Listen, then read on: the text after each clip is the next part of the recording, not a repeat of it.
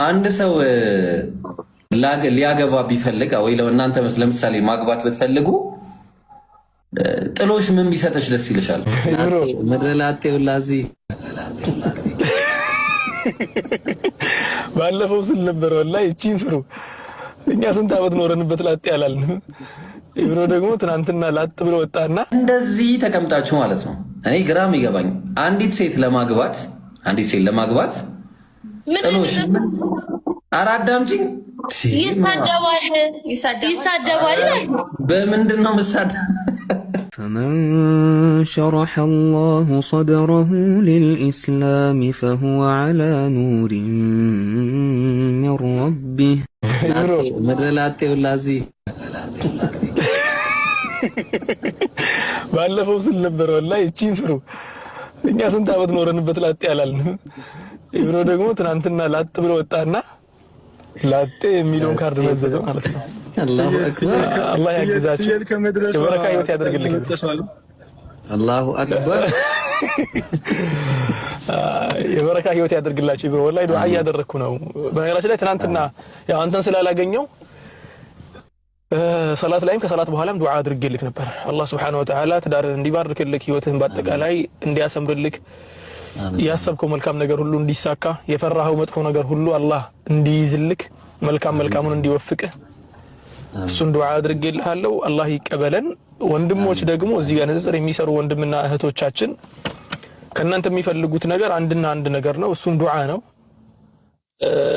በትዳር ህይወታቸው፣ በኖርማል ህይወታቸው፣ በቢዝነሳቸው በምን ላይ አላህ እንዲያሳካላቸው የዳዕዋውንም ሴክተር ደግሞ በደንብ አድርገው አጥብቀው እንዲይዙ ዱዓ አድርጉላቸው። ሐቢቢ ማሂር አንተም ያሰብክበት ነቆራት ጀምራለች ወጣለ ይለኛል እንድትወጣ አይደለም አስብበት ማግባቱን እያሰብክበት ወጣለሁ። ሰማ ኡስታዝ ስንት ዘመን ከላይ ቢየጠኝ ነው የቁርአን ሊተስኩኑ ፊሃ ይላል ሊተስኩኑ ኢለይሃ ነዓም ወጀዐለ በይነኩም መወደተን ወረሕማ ነዓም እና ቅብዝብዝ እኮ ነው ሁሉ እንዳስበዋል። ከኢብሮ ሲመጣ ከባድ ነው ባይዘው። ምክንያቱም በአንድ ቀን ሰከንክ ሰከነ መስሎን የምታውቀው እኮ የሚደባደቡትን እየለየ አይደለ? ቅድም ሲገራግራ ላየኸው እንዳንተ ቢሆን ሄዶ ይጨመርበት ነበር ማሂሮ። እንዳንተ አሁን ላጤ ቢሆን ማለት ነው ተውተው ሲባል ቅድም የሰማችሁትን ተውተው የለም በለው ነበር የምትሰሙት። ባይሰክን ኖሮ ማለት ነው። ስለሰከነ ነው ተው ያለ ነበር። እኔ የገባሁት እኮ ልማር ነው የገባሁት እኮ ተማር ማሂሮ ዛሬ ያስችል ቅብዝብዝነት ተማር ነው ምንድነኛ ነው። ቢስሚላህ ታፈቀው ሰማህ አይደለ ኢብሮ? በዚህ ሁኔታ የምትቀጥል ከሆነ ላጤዎችን ገስትራሱ አታስገባም ከዚህ በኋላ። አላህ አክበር። እንደውም ይከፈል ግን ማደም አለብን ባይዘው አድማ ነገር ያስፈልጋል። አዎ ይከፈልልን። ይሄን ላጤነት ይወገድ። አዎ ይወገድ። በነገር ላይ እንደኔ ሰበክ የለም ላጤ አትሁኑ ብሎ አተእሙሩነ الناس بالبر وتنسون انفسكم والله ማሂሮ ዱዓ ላድርግልህ። እስቲ ማሂሮ ዱዓ ላድርግልህ። እስከ ዛሬ ድረስ የኖርከውን ህይወትህን በአጠቃላይ ሹፍ የጀነት ሰዎች እኮ ጀነት ገብተው የጀነትን ኒዕማ ሲያዩ ከኒዕማው ብዛት የተነሳ እንዴ ዱንያ ላይ ኖር ነበር እንዴ አይደለ እንዴ የሚሉት።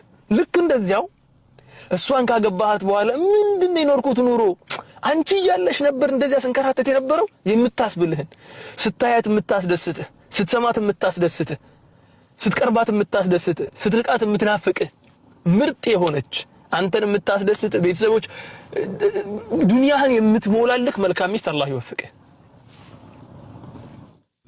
ንብረትም ደግሞ ማለት ነው ንብረትም ደግሞ ወይ ለዚህ ካወጣው ይሄኛው ይጎላል የምትልበትን ሳይሆን ቢወሰድ የማያልቅ ቆጥረህ የማታቀው አላህ ፊት ስትሄድም ደግሞ የሚመሰክርልህ አላህ ፊት ቆሞ የሚመሰክርልህ እንዲህ ለሐጅ አውጥቶኝ ነበር፣ እንዲህ ዘካ አውጥቶ ነበር፣ እንዲህ ምስኪኖችን ረድቶ ነበር፣ እንዲህ ኪታቦችን ገዝቶ ነበር፣ እንደዚያ የሚባልበትን ንብረት አንተንም ኢብሮንም ዛህራንም ጀማልንም የአፖሎጀቲክስ ሞዴሬተሮችንም ሁሉንም ወንድሞቻችንና እህቶቻችንም አላህ ይወፍቃችሁ።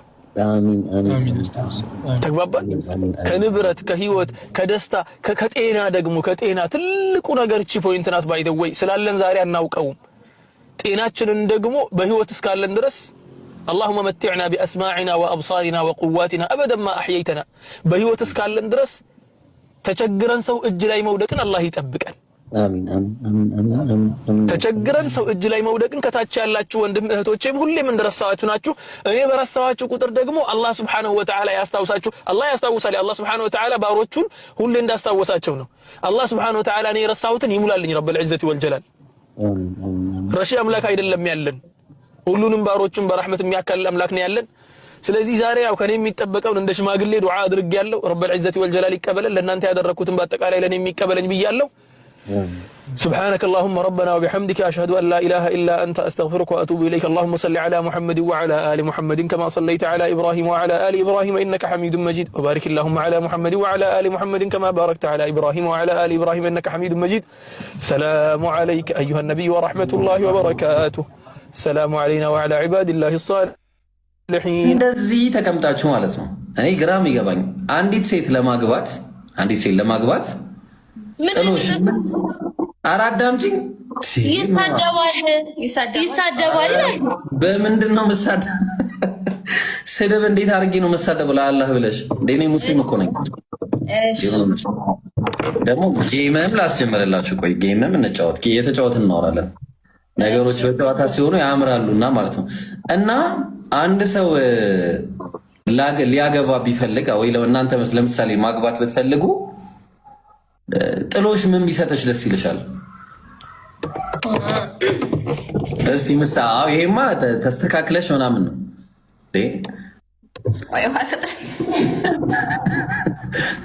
ጥሎሽ ምን ቢሰጥሽ ነው ደስ የሚልሽ? ማለት ያው ስለ ጥሎሽ ብቻ ነው እያወራን ያለ ነው አይደል? አዋ እኮ ጥሎሽ ምን ቢሆን እኔ ደግሞ ከዛ ተየሻለ ያለ ጥሎሽ አሳይሻለሁ። እሺ እኔ ወርቅ በጣም ስለምወድ ወርቆች ቢሰጠኝ ደስ ይለኛል። ወርቆች እሺ አንቺስ ሰሞኑን እኔ ራሴ እሺ ቀጥሉ እስቲ አንቺኛውስ ምን ቢሰጥሽ ነው ደስ የሚልሽ? ተመሳሳይ ነው። ብዙ ጊዜ ሴት ልጅ ደስ ስታት ወርቅ ነው። እናንተ ከታች ያሉት እንዳትሰሙ አደራችሁ። እንደዚህ አይነት ነገር አልሰማችሁም። እሺ ወርቅ የሚል ነገር አልሰማችሁም። በእኔ ይብቃኝ ነገር። እሺ እኔ ደግሞ ላሳያችሁ። እኔ አሁን ምን እንደሚሰጥ ደግሞ እስቲ ነው። ታብሌት ነው። እሺ በነገራችን ላይ እሺ አሁን አንድ ነገር ላሳያችሁና ከዛ በኋላ ነው የምናወራው። የታለ መሰለሽ? እሺ እንዳደነግጡ ግን የማሳያችሁ ነገር ቀለል ያለ ነገር ነው። ኦልራይት ስንት ሰው መጣ እናንተ ጋር እስካሁን ድረስ? ስንት ሰው አለ? 287 በለው። እሺ መጽሐፈ ሳሙኤል ምዕራፍ 18 እናንብበው። ሳኦልም ዳዊትን በፍልስጤማውያን እጅ ይሰጠው ዘንድ አስቦ የንጉሱን ጠላቶች ይበቀል ዘንድ ከ100 ፍልስጤማውያን ሸለፈት በቀር ንጉሱ ማጫ አይሻም ብላችሁ ለዳዊት ንገሩት አለ። የወንድ ልጅ ሸለፈት ማለት ነው። እሺ ከዛ ዳዊትና ሰዎቹም ተነስተው ሄዱ፣ ከፍልስጤማውያንም 100 ሰዎችን ገደሉ። ዳዊትም ለንጉሱ ማጫ የሆነው ዘንድ ሰለባቸውን የሰለበውን የወንድ ልጅ ብልት ማለት ቆርጦ አምጥቶ በቁጥራቸው ልክ ለንጉሱ ሰጠ። ሳኦልም ልጁ ሜልኮን እንዳረለት ጉድ ፈላ። እዚህ ጋር እያየን ያለ ነው። አንቺ ወርቅት ያለሽ፣ እዚህ ጋር ግን የ100 ሰው የወንድ ልጅ ሸለፈት ወይ ደግሞ ብልት ተቆርጦ ከዛ አምጥቶ ነው ዳዊት እንግዲህ ነብዩ ዳዊት ሜልኮን የምትባለዋን የሳኦልን ልጅ ያገባው በ100 የወንድ ልጅ ሸለፈት ነው። ባይብል ላይ ምን ትያለሽ? ይሄኛውስ እንዴት ነው ያስማማናል? አረና ያስማማኝም።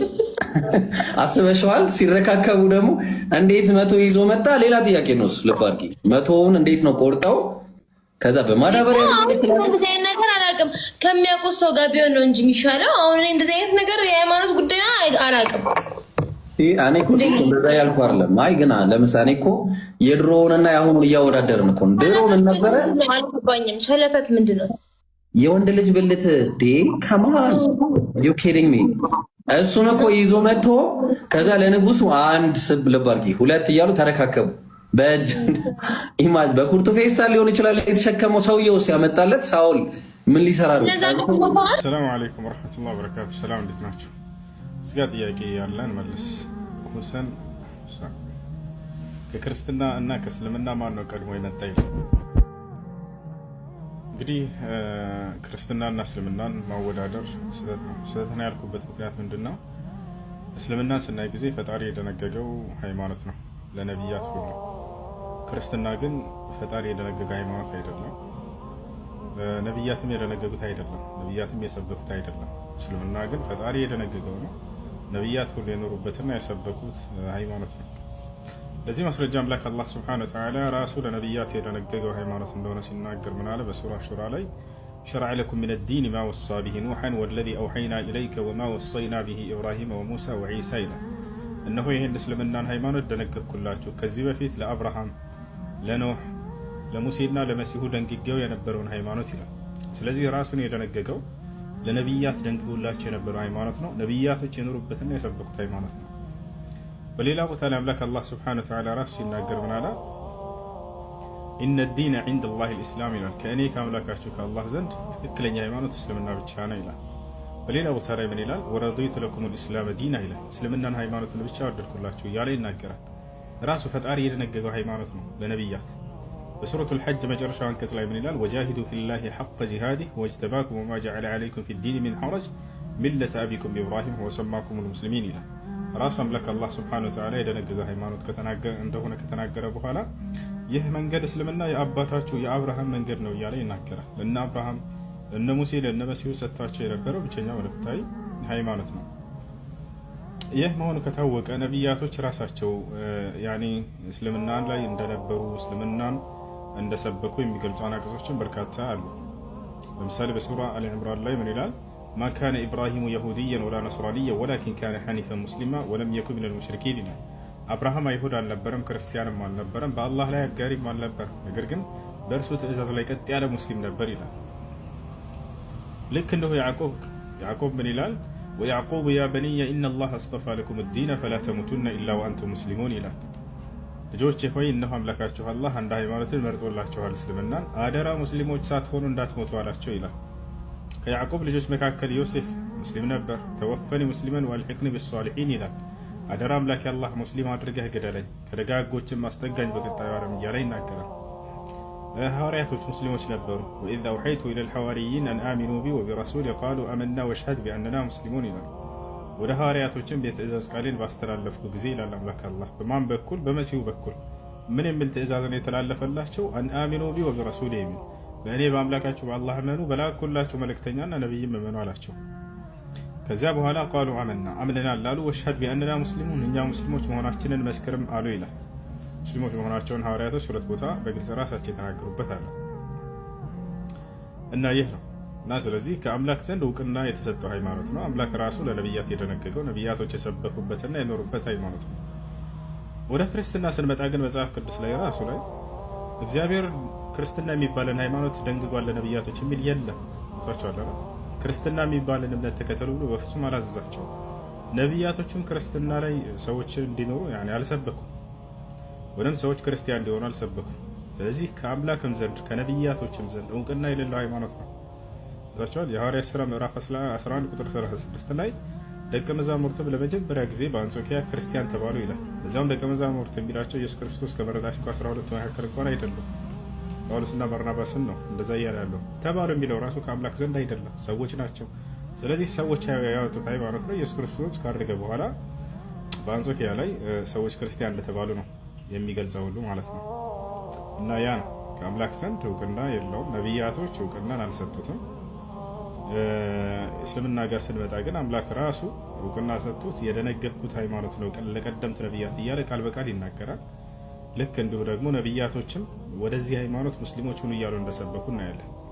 መጽሐፍ ቅዱስ ላይ እግዚአብሔር የትኛውን ቦታ ላይ ክርስቲያን ሁኑ ብሎ ነቢያትን አላዘዘም። ነቢያቶችም ህዝቦቻቸውን ክርስቲያን ሁኑ አላሏቸውም። ይህን ይመስላል እና ወደዚህ ወደ ቀደምት ነቢያት ወደ ነበሩበት መንገድ እንጠራቸዋለን። አድዑኩም ኢለል ኢስላም አላህ በቁርአን ላይ ለእናንተም ጥሪ አድርጓል። ወቁል ሊለዚነ ኡቱል ኪታብ ወልኡምይይን አአስለምቱም ይላል።